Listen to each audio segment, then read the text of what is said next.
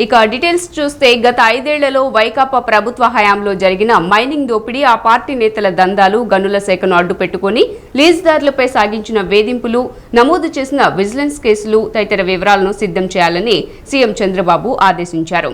ఖనిజాలు, జిల్లాల వారీగా సాగిన దందాలను నివేదికలో పొందుపర్చాలని స్పష్టం చేశారు. కొత్తగా ఇసుక విధానానికి మార్గదర్శకాలతో ఉత్తర్వులు జారీ చేసినందున అక్రమాలకు తావు లేకుండా ప్రజలందరికీ ఇసుక అందుబాటులో ఉండేలా చర్యలు తీసుకోవాలని అధికారులను చంద్రబాబు ఆదేశించారు. సచివాలయంలో గనుల శాఖ అధికారులతో ముఖ్యమంత్రి చంద్రబాబు నిన్న సమావేశం నిర్వహించారు. ఈ సందర్భంగా త్వరలో గనుల శాఖపై విడుదల చేయబోయే శ్వేతపత్రానికి సంబంధించిన వివరాలపై ఆరా తీశారు.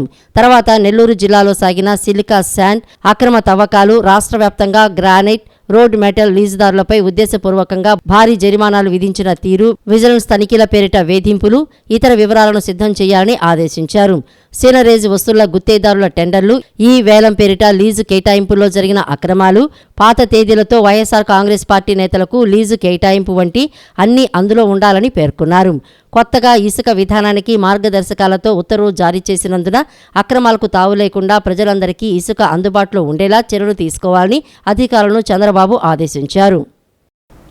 పర్యావరణ హితంగా వినాయక చవితి పండుగను జరుపుకోవాలని రాష్ట్ర ఉప ముఖ్యమంత్రి పవన్ కళ్యాణ్ పిలుపునిచ్చారు. వినాయక చవితి రోజున మట్టి వినాయకులనే పూజించేలా ప్రజలకు అవగాహన కల్పించాలని అధికారులకు ఆయన సూచించారు. ప్లాస్టిక్ వస్తువుల వినియోగం తగ్గించేలా అవగాహన కల్పించాలని కోరారు. పిఠాపురంలో మట్టి వినాయకుని విగ్రహాలతో పూజలు జరిపేలా ఏర్పాటు చేయాలని పవన్ నిర్ణయించారు. వినాయక చవితి వేడుకలను పర్యావరణ హితంగా జరుపుకోవాలని రాష్ట్ర ఉప ముఖ్యమంత్రి పవన్ కళ్యాణ్ పిలుపునిచ్చారు. మన వేడుకలు, ఉత్సవాల్లో పర్యావరణ హిత వస్తువులను వాడటం మేలని అన్నారు. వినాయక చవితి వేడుకల్లోనూ మట్టి గణపతిని పూజిస్తే పర్యావరణానికి ప్రయోజనం చేకూరుతుందన్నారు. దేవాలయాల్లో ప్రసాదాన్ని బటర్ పేపర్తో చేసిన కవర్లతో ఇవ్వడం సరికాదని, ప్రసాదాలను ప్లాస్టర్ కవర్లలో కాకుండా తాటాకు బుట్టలు, ఆకుల దొన్నెల్లో వాడాలని అన్నారు. ఈ తరహా ప్రయోగం పిఠాపురం ఆలయాల్లో ప్రయోగాత్మకంగా చేపడతామని ఈ సందర్భంగా పవన్ కళ్యాణ్ పేర్కొన్నారు. పోలవరం ప్రాజెక్టును సకాలంలో పూర్తి చేయడానికి కేంద్ర ప్రభుత్వ సహాయ సహకారాలు ఉంటాయని రాష్ట్ర వైద్య ఆరోగ్య శాఖ మంత్రి సత్యకుమార్ తెలిపారు. ఆంధ్రప్రదేశ్కు జీవనాడి అయిన పోలవరాన్ని అతి త్వరగా పూర్తి చేసే బాధ్యత తీసుకుంటామని ప్రధాని నరేంద్ర మోదీ చెప్పారన్నారు. అమరావతి రాజధానిగా ఉండాలని భాజపా కోరుకుంటోందన్నారు. రాష్ట్ర వైద్య ఆరోగ్య శాఖ మంత్రి సత్యకుమార్ రాజమహేంద్రవరంలో నిన్న మీడియాతో మాట్లాడారు. రాష్ట్ర విభజన సందర్భంలో పోలవరం గురించి పోరాడింది భారతీయ జనతా పార్టీనే అని, పోలవరాన్ని జాతీయ ప్రాజెక్టుగా చేసి ఖర్చులను 90% కేంద్రం, 10% రాష్ట్ర ప్రభుత్వం భరించేలా చేసింది భారతీయ జనతా పార్టీ నాయకత్వమని అన్నారు.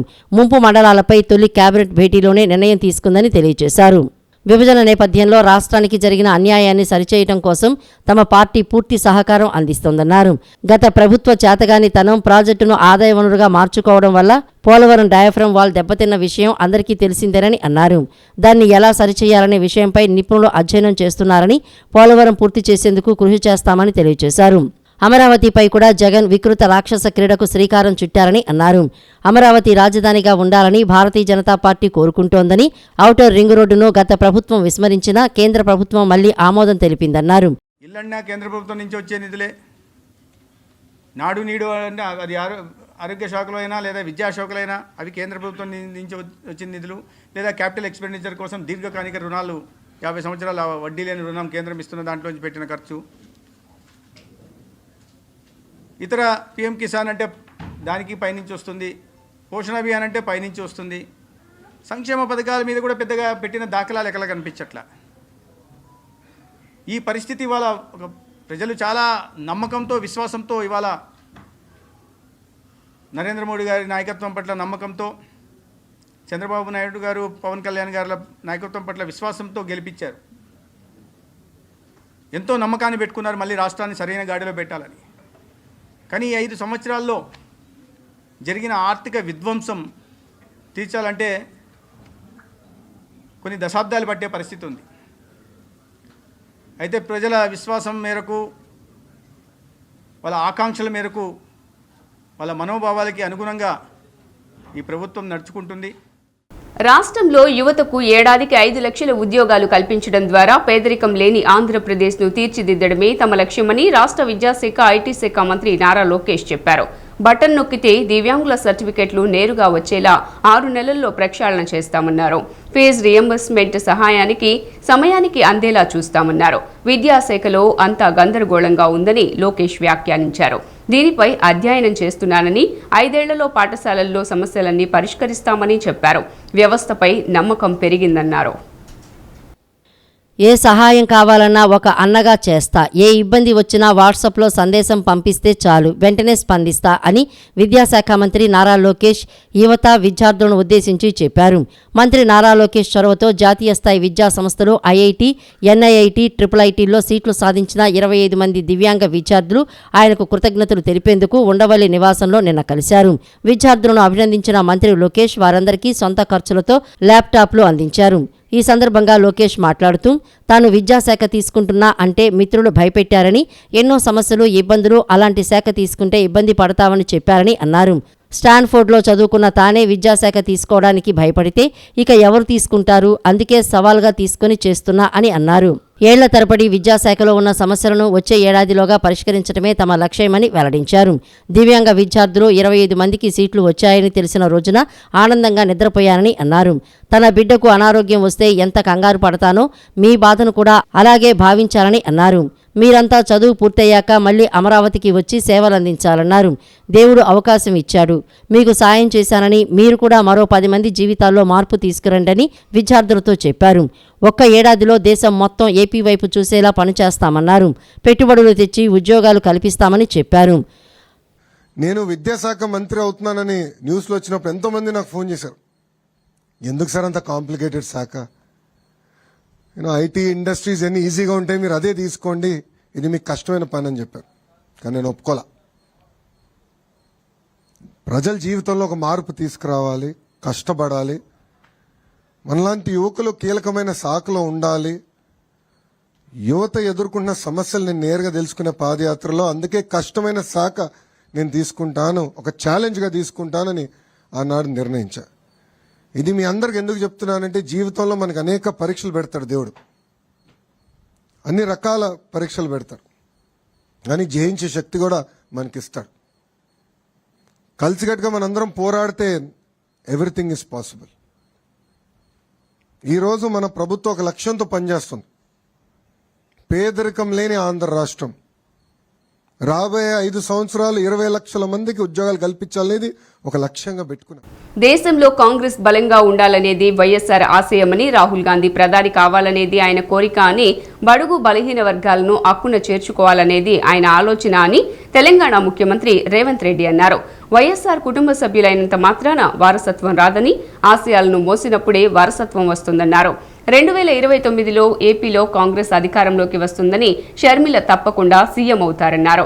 2029లో రాహుల్ గాంధీ ప్రధాని అవుతారని, ఇదే వైఎస్ఆర్ చివరి కోరిక అని రేవంత్ రెడ్డి తెలిపారు. మంగళగిరిలో సోమవారం నిర్వహించిన వైఎస్ఆర్ 75వ జయంతి కార్యక్రమంలో తెలంగాణ ముఖ్యమంత్రి రేవంత్ రెడ్డి పాల్గొన్నారు. దివంగత ముఖ్యమంత్రి వైఎస్ఆర్కు ఘన నివాళులు అర్పించారు. అనంతరం ఆయన మాట్లాడుతూ, షర్మిలకు తోడుగా ఉంటాం, ఏపీలో కాంగ్రెస్ను గెలిపించడానికి ఎలాంటి కార్యాచరణకైనా సిద్ధం, మేమంతా అండగా నిలబడతామని చెప్పడానికే మంత్రివర్గమంతా ఇక్కడికి వచ్చిందని స్పష్టం చేశారు. వైఎస్ఆర్ పేరు మీద రాజకీయ వ్యాపారం చేసేవారు వారసులా, ఆయన ఆశయం కోసం పనిచేసేవారు వారసులా, ప్రజలు ఆలోచించాలన్నారు. ఏపీలో సర్పంచ్ స్థానాన్ని కూడా కాంగ్రెస్ గెలవడం కష్టమని తెలిసినా వైఎస్ఆర్ ఆశయాల సాధన కోసం పార్టీ జెండా పట్టుకుని షర్మిల నడుస్తున్నారని, పార్టీ బాధ్యతలు మోస్తున్నారని పేర్కొన్నారు. కడప లోక్సభ స్థానానికి ఉప ఎన్నిక రావచ్చని పత్రికల్లో చూశానని, నిజంగానే వస్తే అక్కడ ఊరూరా తిరిగే బాధ్యత తీసుకుంటానని అన్నారు. ఆ గడ్డ మీద నుంచే పోరాటం మొదలు పెడతామని, కార్యకర్తలందరూ కలిసి రావాలి అని పిలుపునిచ్చారు. సంవత్సరాలైనా వారి జ్ఞాపకాలు ఇంకా మన మదిలో మెదులుతున్నాయి. వారిని శాశ్వతంగా మనం గుర్తుపెట్టుకున్నాము అంటే, వారు నాయకుడుగా, సంక్షేమ సృష్టికర్తగా, అభివృద్ధి రాష్ట్రంగా నాడు ఉమ్మడి ఆంధ్రప్రదేశ్ను తీర్చిదిద్దడమే కాకుండా ప్రతి ఒక్క మన కుటుంబ సభ్యులలో ఒక కుటుంబ సభ్యుడిగా వారు మనలో బలమైన ముద్ర వేసిండ్రు. కాబట్టే ఈరోజు ఈ వేదిక మీద ఉన్న వాళ్ళు నిన్నగాక మన వైఎస్ఆర్ గారిని కలిసినట్టు, ఆ కలిసినప్పుడు జరిగిన చర్చలను ఇక్కడ ప్రస్తావించినట్టుగా ఉండవల్లి అరుణ్ కుమార్ గారి నుంచి మొదలు పెడితే మాట్లాడిన వక్తలందరూ కూడా ఆనాటి జ్ఞాపకాలను ఈరోజు ప్రస్తావించారు. ఇది చాలా అరుదైన సందర్భం, అరుదైన అంశం. ఎంత గొప్ప నాయకుడైనా కొంతకాలానికి కాలక్రమేణా ప్రజల మదిలో నుండి దూరం అవుతూ ఉంటారు. కానీ డాక్టర్ వైఎస్ రాజశేఖర రెడ్డి గారి కాలం గడిచిన కొద్దీ, సంవత్సరాలు పోయిన కొద్దీ ఇంకా బలంగా పేదవాళ్ళ మదిలో, పేదవాళ్ళ గుండెల్లో ఇప్పటికీ గుర్తుండిపోయే రాహుల్ గాంధీని ప్రధాని చేయటమే వైఎస్ఆర్కు మనం అర్పించే నిజమైన నివాళి అని తెలంగాణ ఉప ముఖ్యమంత్రి భట్టి విక్రమార్క అన్నారు. తెలంగాణ రాష్ట్రానికి ఉప ముఖ్యమంత్రిగా నేను పనిచేస్తున్నానంటే వైఎస్ఆర్ తనకు ఎమ్మెల్సీగా, ఎమ్మెల్యేగా టికెట్ ఇచ్చి రాజకీయ ఓనమాలు నేర్పించడం వల్లే అని గుర్తు చేసుకున్నారు. అనేక సంక్షేమ కార్యక్రమాలు, ఇందిరమ్మ ఇల్లు కావాలంటే ఎమ్మెల్యేకు 500 కోట, కాదంటే 1000, ఇన్ఛార్జ్ మంత్రితో అది కూడా సంతకం పెట్టించుకొని నియోజకవర్గానికి ఇచ్చే పరిస్థితుల్లో కాదు. ఈ రాష్ట్రంలో గుడిసె అనేదే ఉండటానికి వీల్లేదు. శాచ్యురేషన్ పద్ధతిలో అందరికీ ఇళ్ళు ఇస్తాను నేను. కులం లేదు, మతం లేదు, రాజకీయం లేదు, ప్రాంతం లేదు, అందరికీ ఇల్లు ఇచ్చే కార్యక్రమాన్ని చేపడతానని ఇందిరమ్మ ఇల్లు ఇచ్చినటువంటి మొట్టమొదటి రాష్ట్ర ముఖ్యమంత్రి డాక్టర్ వైఎస్ రాజశేఖర రెడ్డి గారు. ఏపీసీసీ అధ్యక్షురాలు వైఎస్ షర్మిల మాట్లాడుతూ రాజశేఖర్ రెడ్డి తీవ్రంగా వ్యతిరేకించే భారతీయ జనతా పార్టీతో అంటకాగిన పార్టీతో తెర వెనుక పొత్తులు పెట్టుకున్న వారు ఆయన వారసులు ఎలా అవుతారని ప్రశ్నించారు. మతాన్ని, సెంటిమెంటును అడ్డుపెట్టుకుని రాజకీయం చేసే భారతీయ జనతా పార్టీని రాజశేఖర్ రెడ్డి వ్యతిరేకించేవారని ఆమె అన్నారు. ముఖం నిండా చిరునవ్వు, నడుచుకుంటూ వస్తే రాజసం వైఎస్ఆర్ ప్రత్యేకత అని తెలిపారు. ఏమీ కాని తనను ఇంతవాడిని చేసిన దేవుడు గొప్పవాడని, ఎంతో మంది పేదలకు జీవితాల్ని ప్రసాదించే అవకాశం ఇచ్చాడని నాన్న చెబుతూ ఉండేవారని అన్నారు. జలయజ్ఞం కోసమే దేవుడు తనను పుట్టించాడని వైఎస్ఆర్ పేర్కొన్నట్టు చెప్పారు. నా జీవితము జలయజ్ఞాని కోసమే దేవుడు పుట్టించాడేమో. జలయజ్ఞం నేను చేయగలిగితే నా జీవితం, నా పర్పస్ నేను ఫుల్ఫిల్ చేసిన వాడిని అవుతాను. ఇవన్నీ, మిగతాటివన్నీ, ఆరోగ్యశ్రీ అయినా, ఫీజు రీయింబర్స్మెంట్ అయినా, ఇందిరమ్మ ఇల్లు అయినా, 108 ఇవన్నీ బోనస్.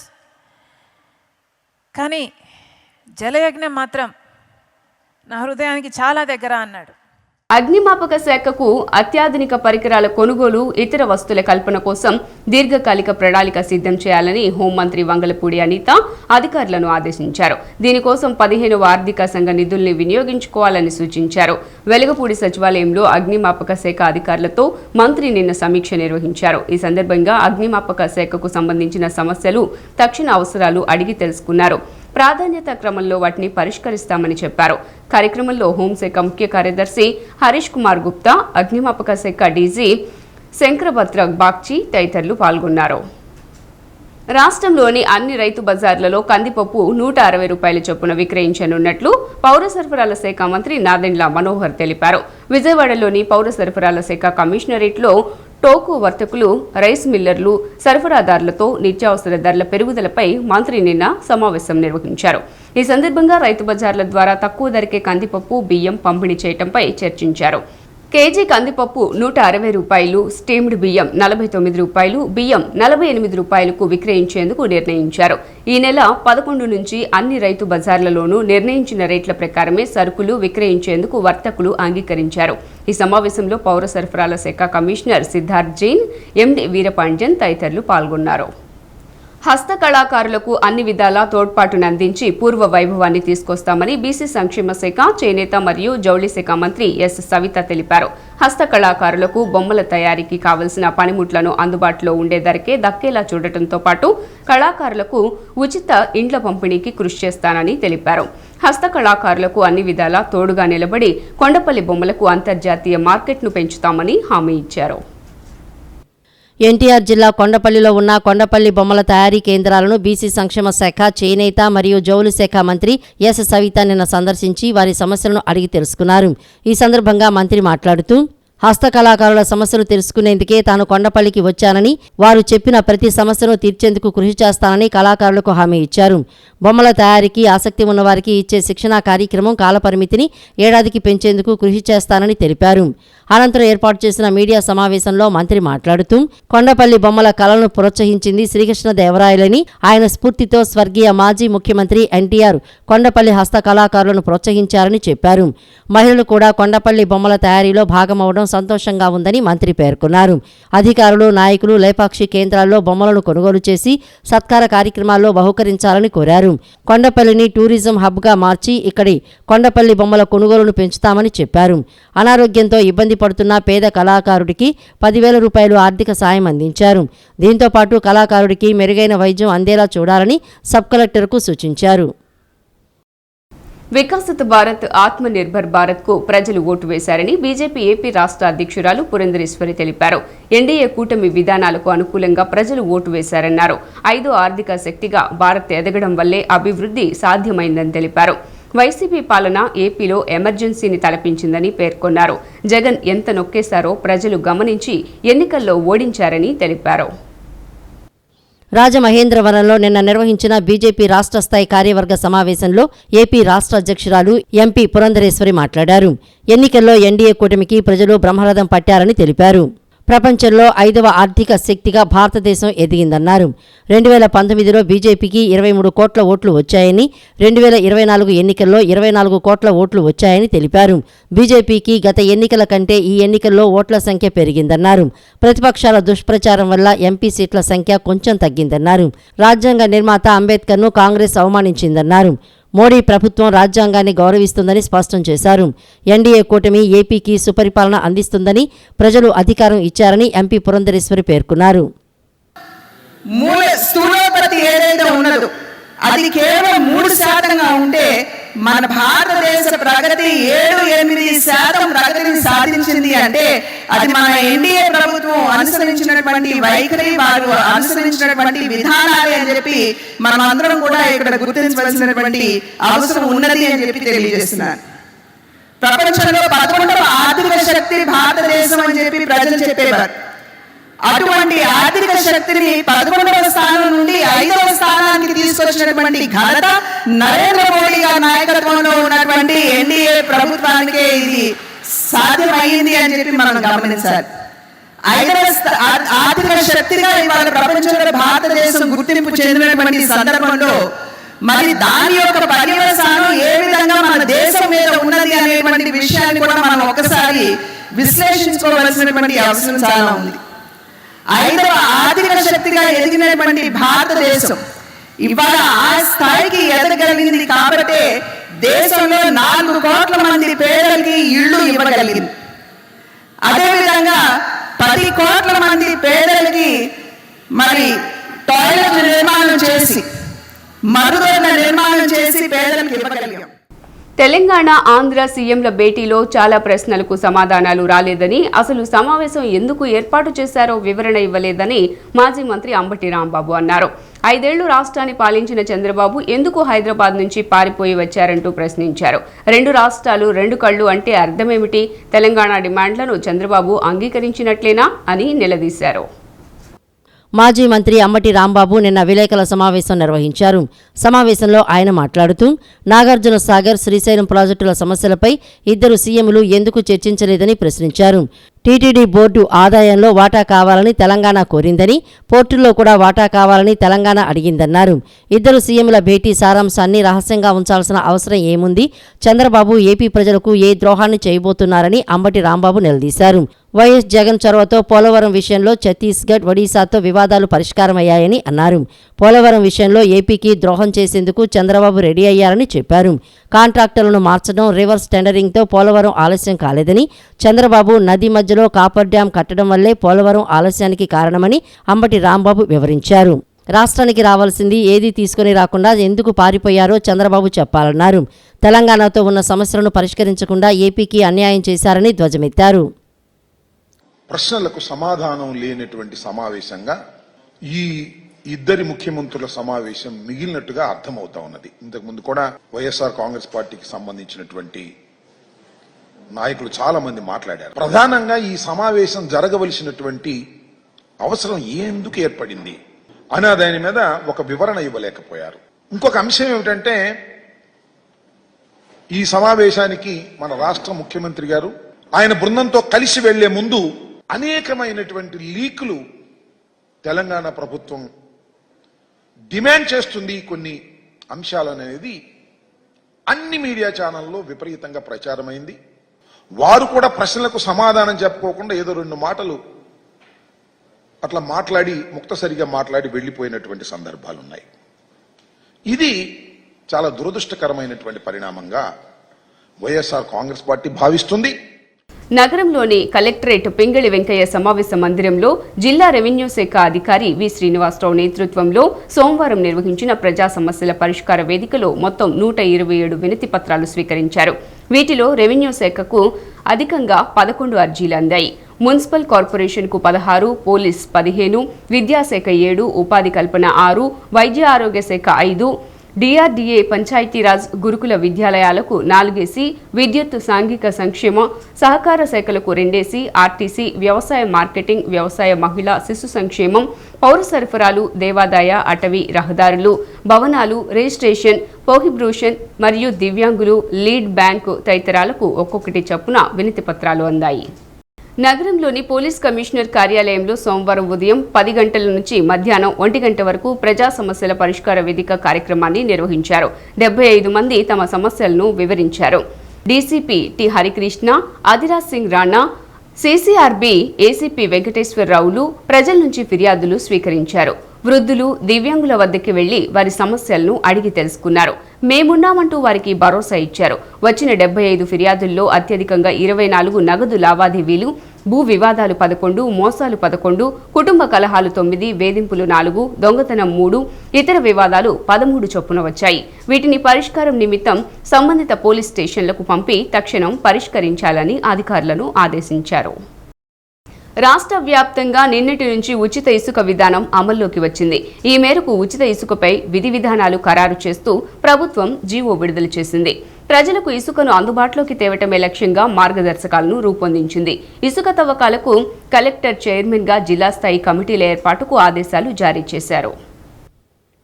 వైఎస్ఆర్సీపీ ప్రభుత్వంలోని 2019-2021 ఇసుక విధానాలను రద్దు చేస్తూ ప్రభుత్వం ఉత్తర్వులు జారీ చేసింది. గత ప్రభుత్వం ఇచ్చిన 2 ఇసుక పాలసీలను రద్దు చేస్తున్నట్లు ఏపీ ప్రభుత్వం ప్రకటించింది. ఉచిత ఇసుకపై విధి విధానాలు ఖరారు చేస్తూ జీవో విడుదల చేసింది. 2024 కొత్త ఇసుక విధానాన్ని రూపొందించేంత వరకు కొత్త మార్గదర్శకాలు జారీ చేసింది. రాష్ట్ర ఖజానాకు రెవెన్యూ లేకుండా ఇసుక సరఫరా జరపాలని ఉత్తర్వులు జారీ చేసింది. వినియోగదారులకు ఇసుకను అందుబాటులోకి తేవడమే లక్ష్యంగా ఇసుక సరఫరాపై మార్గదర్శకాలు విడుదల చేసింది. ఇసుక తవ్వకాల నిమిత్తం జిల్లా కలెక్టర్ చైర్మన్గా జిల్లా స్థాయి కమిటీల ఏర్పాటుకు ఆదేశాలు వెలువడ్డాయి. జిల్లా ఇసుక కమిటీల్లో జిల్లా ఎస్పీ, జేసీ సహా వివిధ శాఖలకు చెందిన జిల్లా స్థాయి అధికారులు ఉంటారు. జిల్లాలోని స్టాక్ పాయింట్లను స్వాధీనం చేసుకోవాలని జిల్లా ఇసుక కమిటీలకు సూచించింది. 49 లక్షల మెట్రిక్ టన్నుల మేర ఇసుక రాష్ట్రంలోని వివిధ స్టాక్ పాయింట్లలో అందుబాటులో ఉందని ప్రభుత్వం పేర్కొంది. రిజర్వాయర్లు, చెరువులు, ఇతర నీటి వనరుల్లో డీసిల్టిలేషన్ ప్రక్రియకు ఆదేశించింది. డీసిల్టిలేషన్ ప్రక్రియ ఎక్కడెక్కడ చేపట్టాలనే అంశాలపై జిల్లా స్థాయి కమిటీలు నిర్ణయం తీసుకోనున్నాయి. ఇసుక లోడింగ్, రవాణా ఛార్జీలను నిర్ధారించే బాధ్యతను జిల్లా కమిటీకి అప్పగించింది. స్టాక్ పాయింట్ల వద్ద లోడింగ్, రవాణా ఛార్జీల చెల్లింపులను కేవలం డిజిటల్ విధానం ద్వారా జరపాలని ప్రభుత్వం స్పష్టం చేసింది. ఇసుకను తిరిగి విక్రయించినా, ఇతర రాష్ట్రాలకు తరలించినా కఠిన చర్యలు ఉంటాయని హెచ్చరించింది. మాజీ మంత్రి జోగి రమేష్ అనుచరులు పెడన నియోజకవర్గంలోని తన భూమిని ఆక్రమించారని బంటుమిల్లికి చెందిన రంగబాబు ఆవేదన వ్యక్తం చేశారు. 30 ఎకరాలకు దొంగ దస్తావేజులు సృష్టించి భూములు కొట్టేసినందుకు ప్రయత్నిస్తున్నారని ఆరోపించారు. జోగి రమేష్ అండతోనే భూ ఆక్రమణ సాగుతోందని అనుమానం వ్యక్తం చేశారు. వీరి అక్రమాలకు స్టాంప్స్ రిజిస్ట్రేషన్ శాఖ IG Ramakrishna, Bantumilli sub registrar ఉన్నారన్నారు. భూమిని తిరిగి ఇప్పించి న్యాయం చేయాలంటూ బాధితుడు రంగబాబు రాష్ట్ర సచివాలయంలో మంత్రి అనగాని సత్యప్రసాద్ను కలిసి గోడును వెళ్లబోసుకున్నారు. తన భూములు అమ్ముకోవడానికి వీలు లేకుండా వివాద జాబితాలో చేర్చి ఇబ్బందులు పెడుతున్నట్లు వాపోయారు. ఒక 5 ఎకరాలు మొత్తం మా ఉమ్మడి సంబంధించిన ఆస్తిని అమ్మడం జరిగింది. అందులో నేను 2 రోజులు రిజిస్ట్రేషన్ చేస్తాననగా ఆ భూమిని డిస్ప్యూట్ రిజిస్ట్రేషన్లో పెట్టేసి నా దగ్గర 15 లక్షలు వసూలు చేశాను శ్రీనివాస్ రెడ్డి, జోగి రమేష్ గారు ఇద్దరు. నేను వెంటనే జోగి రమేష్ గారికి నేను సంప్రదించి చెప్పానండి, ఏంటి ఇంత అన్యాయం ఏంటి, మా భూమి మేము అమ్ముకుంటే ఈ 15 లక్షలు ఎందుకు తీసుకుంటున్నారని మేము అడగ్గా నాకు సమాధానం సరిగ్గా చెప్పలేదండి. నన్ను ఈ శ్రీనివాస్ రెడ్డి అనే వ్యక్తి నీ చేతకొని చేస్తామని చెప్పి మమ్మల్ని బెదిరించి మాపై పలు రకాల కేసులు పెట్టాడు శ్రీనివాస్ రెడ్డి అనే వ్యక్తి అండి. ఈరోజు ఇప్పుడు ప్రజెంట్ ఇప్పుడు మా భూమి సుమారు మా తాత ముత్తాతని పూర్వాజితం నుంచి వచ్చిన భూమిని 30 ఎకరాల భూమిని ఒక ఫేక్ డాక్యుమెంట్ క్రియేట్ చేయడానికి బంటుమిల్లి సబరస్టర్ని సానుకూలంగా స్పందిస్తున్నారండి. భీమవరం వెస్ట్ గోదావరి జిల్లాలో 8,000 డాక్యుమెంట్ పెట్టాడండి. ఇప్పుడు ఆ డాక్యుమెంట్ని ఇప్పుడు అప్రూవల్ చేయడానికి ఆ దొంగ దస్తావేలు పుట్టించడానికి ప్రయత్నం చేస్తున్నారండి. దివంగత మాజీ ముఖ్యమంత్రి వైఎస్ రాజశేఖర రెడ్డి 75వ జయంతి కార్యక్రమాన్ని బాపులపాడు గ్రామం దయాల ఆశీర్వాదం స్థలంలో బాపులపాడు మండల వైసీపీ అధ్యక్షుడు నక్కా గాంధీ ఆధ్వర్యంలో నిన్న ఘనంగా నిర్వహించారు. తొలుత వైఎస్ఆర్ చిత్రపటానికి పూలమాల వేసి నివాళులర్పించారు.